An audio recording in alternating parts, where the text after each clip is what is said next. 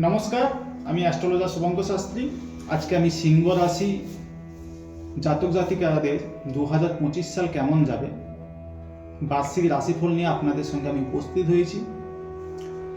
তো অনুষ্ঠান শুরু করার পূর্বে একটা কথা বলে দিচ্ছি, অনুষ্ঠানটি অবশ্যই কিন্তু আপনারা দেখবেন।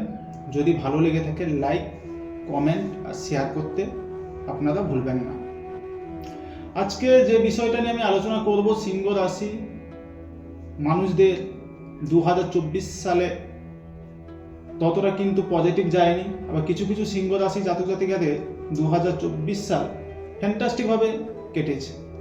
সব দিক থেকে তারা কিন্তু পজিটিভ রেজাল্ট পেয়েছে।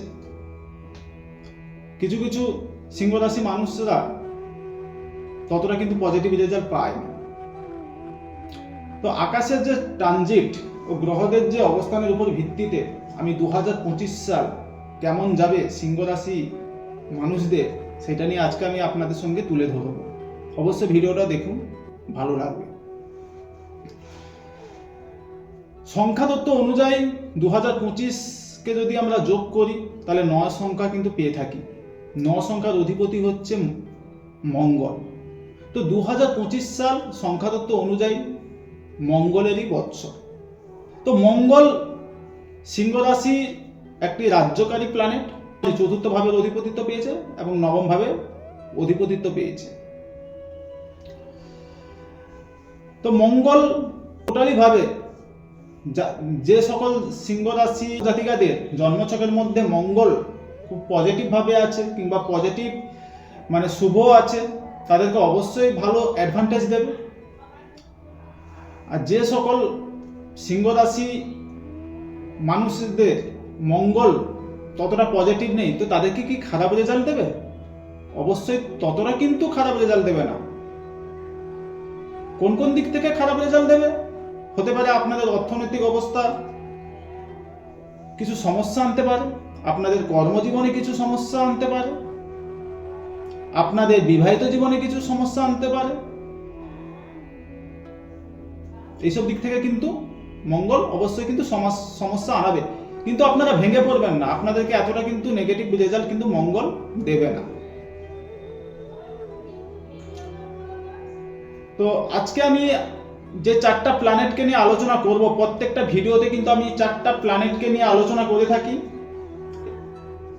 এই 4টা প্ল্যানেট যে বৃহৎ 4টা প্ল্যানেট আছে সেটার উপরে কিন্তু আমি বার্ষিক রাশিফল আমি আপনাদের সঙ্গে তুলে ধরব। এই 4টা প্ল্যানেট হচ্ছে বৃহস্পতি, শনি, রাহু আর কেতু। তো বছরের শুরুতে বৃহস্পতি সিংহ রাশি দশম ভাবের মধ্যে থাকবে, বৃষ রাশিতে। এটা কিন্তু 15ই মে অবধি। তো বৃহস্পতি হচ্ছে পঞ্চমপতি আর অষ্টমপতি। তো অষ্টমপতি হয়ে দশম ভাবের প্লেসমেন্ট তো ততটা কিন্তু ভালো নয়। তো দশম ভাবে প্লেসমেন্ট হওয়ার পর কিছু কিছু সিংহ রাশির কর্মজীবনটা কিন্তু ততটা কিন্তু ভালো দেয়নি, আবার ততটা কিন্তু খারাপ দেয়নি। মানে ভালো মন্দ মিশে কিন্তু কর্মজীবনটা কিন্তু সিংহ রাশি জাতক জাতিকাদের কিন্তু দিয়ে এসেছে। তো সেটা কিন্তু যথেষ্ট পরিমাণে ভালো করাবে বৃহস্পতি। কবে ভালো করাবে? 15ই মের পর, যখন বৃহস্পতি দশম স্থান থেকে একাদশ স্থানে যাবে, মানে মিথুন রাশিতে যাবে, যখন ট্রানজিট করবে সেই সময় কিন্তু যথেষ্ট পরিমাণে ভালো কিন্তু রেজাল্ট অবশ্যই কিন্তু দেবে। তো বৃহস্পতি দশম ভাবে প্লেসমেন্ট হয়ে চতুর্থ ভাবে দৃষ্টি ফেলার জন্য আপনাদের মায়ের শরীর স্বাস্থ্য জায়গায় একটু ডিস্টারবেন্স আনিয়েছে। তো যারা যারা ঘর করতে চাইছেন কিংবা বাহন কিনতে চাইছেন কিংবা গাড়ি করতে চাইছেন, তো তাদের জন্য অত্যধিক পজিটিভ সময় এই 15 মে অবধি। তো আপনারা কিন্তু অবশ্যই করে নিতে পারেন। তো যারা যারা এডুকেশন নিয়ে কিছু কর্ম করতে চাইছেন, পড়াশোনা কেন্দ্রিক কিছু যদি কর্ম করতে চাইছেন বা ক্রিয়েটিভিটিকে নিয়ে কিছু কর্ম করতে চাইছেন, আমি বলবো তাদের 15 মের মধ্যে কিন্তু সাকসেস আসার সম্ভাবনা কিন্তু প্রবলভাবে রয়েছে। তো যারা মাঙ্গলিক কোনো কর্ম করতে চাইছেন বাড়ির মধ্যে কিংবা বাড়ির মানুষজনকে নিয়ে তীর্থ ভ্রমণ করতে চাইছেন, তাদের জন্য কিন্তু যথেষ্ট ভালো সময় 15 মে অবধি। তো 15 মের পর যখন বৃহস্পতি দশম ভাব থেকে একাদশ ভাবের মধ্যে যাবে, মানে মিথুন রাশিতে যখন ট্রানজিট করবে, তো আপনাদের অর্থের জায়গাটা যথেষ্ট পরিমাণে বৃদ্ধি পাবে।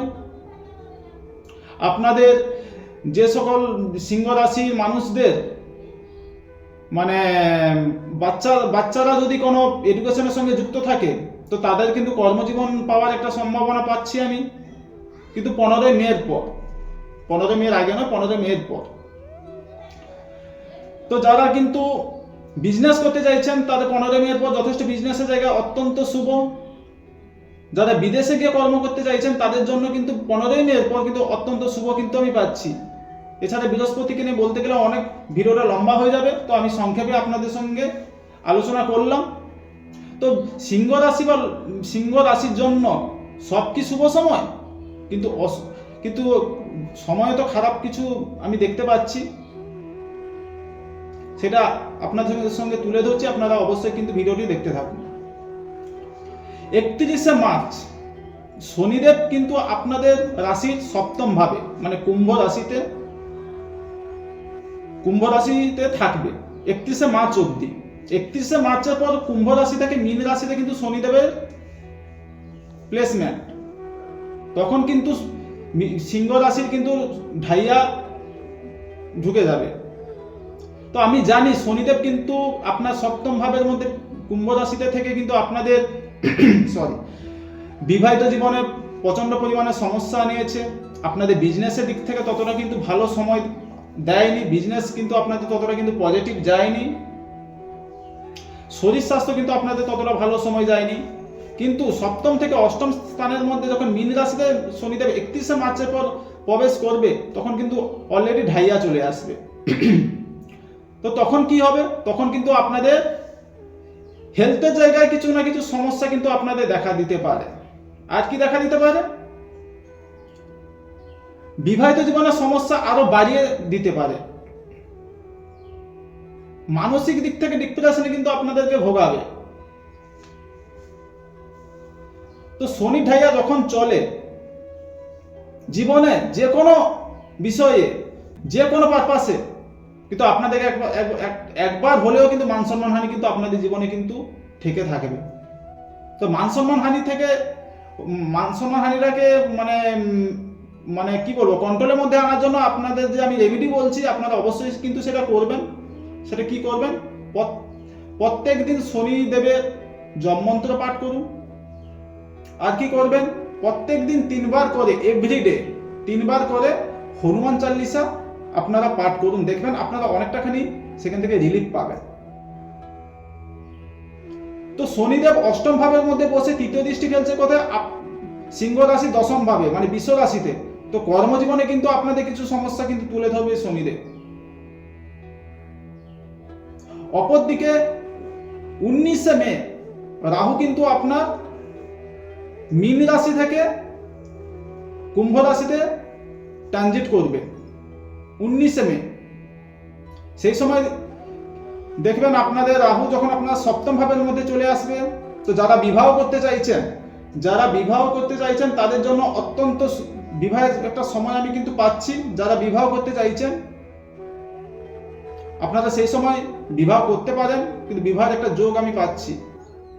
তো যারা বিজনেস করতে চাইছেন, বিজনেসের দিক থেকে ততটা কিন্তু ভালো শুভ সময় কিন্তু আমি পাচ্ছি না। বিজনেসের দিক থেকে মানে টাকা পয়সার একটু সমস্যা দেখা দিতে পারে। আপনি হয়তো কাউকে টাকা ধার দিয়ে ফেলেছেন, কিন্তু আপনি কিছু টাকা চোর হয়ে যাওয়ার মার্কেটে সম্ভাবনা। তো আপনাদেরকে সেখানে একটু দেখে শুনে বিজনেসটা চালাতে হবে। পার্টনারশিপ বিজনেসের ক্ষেত্রে তো অত্যন্ত অশুভ সময়। আপনারা পার্টনারশিপ বিজনেস কিন্তু করতে যাবেন না। হেলথের জায়গায় কিছু না কিছু ছোট মোটো সমস্যা কিন্তু আপনাদের দেখা দিতে পারে। আর সপ্তমে যখন রাহু থাকে, মিথ্যা বদনাম, মিথ্যা অপবাদ দোষ কিন্তু আপনাদের জীবনে কিন্তু আসার সম্ভাবনা কিন্তু প্রবল পরিমাণে আমি পাচ্ছি সিংহ রাশি মানুষদের। অপরদিকে কেতু 19শে মে পর আপনার লগ্ন ভাবের মধ্যে চলে আসবে। তো কেতু আপনাদের লগ্ন ভাবের মধ্যে থেকে আপনাদেরকে আধ্যাত্মিকতা দিক যথেষ্ট পরিমাণে বাড়াবে, ভগবান বিশ্বাসী করাবে। আপনাদের কথাবার্তার কিছু সমস্যা দেখা দিতে পারে, সেখান থেকে আপনাদের শত্রুর জায়গা প্রবল হতে পারে। নিজের লোকই কিন্তু আপনাদের কিন্তু শত্রু হয়ে যাওয়ার সম্ভাবনা কিন্তু আমি পাচ্ছি। হেলথের জায়গায় কিছু ঠান্ডা লাগার সমস্যা, স্কিন রিলেটেড সমস্যা, গ্যাস অম্বলের সমস্যা, পেটের সমস্যা কিন্তু আপনাদেরকে ভোগাবে সিংহ রাশি জাতক জাতিকাদের। আপনাদেরকে অবশ্যই কিন্তু সাবধানতা প্রয়োজন। তো আমি বলবো, মূল কথায় আমি আসছি আপনাদের সঙ্গে। তো আপনারা কি করবেন? আমি তো দেখতে পাচ্ছি বৃহস্পতি তো আপনাদেরকে যথেষ্ট পরিমাণে মে মাসের পর থেকে যথেষ্ট পরিমাণে ভালো অ্যাডভান্টেজ দিতে থাকবে। তো অ্যাডভান্টেজ আপনাদেরকে বৃহস্পতি দেবে, কিন্তু নেওয়ার দায়িত্ব হচ্ছে আপনাদের। আমি বলবো আপনাদেরকে, আপনারা চেষ্টা করুন, প্রত্যেকটা কাজের প্রতি উদ্যম হন, অবশ্যই কিন্তু আপনারা ভালো রেজাল্ট পাবেন। আর যদি আপনারা ভাগ্যকে তাকিয়ে থাকেন, আপনারা জেনে নিলেন আমার তো সময় ভালো আসছে, তো আপনার মধ্যে কোনো চেষ্টা নেই, আপনার মধ্যে কোনো কর্মের কোনো ফোকাস নেই, তো আপনারা ভালো রেজাল্ট পাবেন না। ভাগ্য আপনাদেরকে যতটাই সাপোর্ট করুক না কেন, আপনারা ততটা কিন্তু ভালো রেজাল্ট কিন্তু পাবেন না। তো ভাগ্য আপনাদের একটা কথা জানবেন, শাস্ত্রটা একটা কথা বলে, ভাগ্য 1 থেকে 2% কিন্তু আপনাদেরকে দিয়ে থাকে, বাদ বাকি অর্জন করার দায়িত্ব হচ্ছে আপনার। তার জন্য কি দরকার? চেষ্টা। তার জন্য কর্মের সঙ্গে আপনাদেরকে যুক্ত থাকতে হবে, তবে কিন্তু আপনারা ভালো সেখান থেকে দক্ষতা পাবেন। তো ভিডিওটা কেমন লাগলো অবশ্যই কিন্তু আপনারা জানান আমাকে। তো এই বলে আমি আর ভিডিওটা বেশি বাড়াচ্ছি না, এখানে আমি ভিডিওটা স্টপ করব। তো বলতে গেলে তো অনেক কিছু কথা বলতে আপনাদের সঙ্গে ইচ্ছা হয়, কিন্তু সময় সাপেক্ষে হয়ে উঠতে পারে না। এরপরে আমি আরেকটা নতুন কোনো এপিসোড নিয়ে আপনাদের সঙ্গে আসবো। বার্ষিক রাশিফল কন্যা রাশি কেমন যাবে, হেলথ কেমন যাবে, কর্ম কেমন যাবে, বিজনেস। কিন্তু একটা কথা বলে দিচ্ছি, বৃহস্পতির ট্রানজিট 15ই মের পর যখন আপনার রাশির দশম স্থান থেকে একাদশ স্থানের মধ্যে হবে, মানে আপনাদের দশম ভাব থেকে একাদশ ভাবের মধ্যে হবে, তখন কিন্তু 15ই মের পর সিংহ রাশির কিন্তু ফাটাফাটি সময় কিন্তু আসতে চলেছে। সেটা আপনারা অবশ্যই কিন্তু লক্ষ্য রাখুন, আর সেটাকে কিন্তু আপনারা কাজে লাগান। নমস্কার, ভালো থাকুন।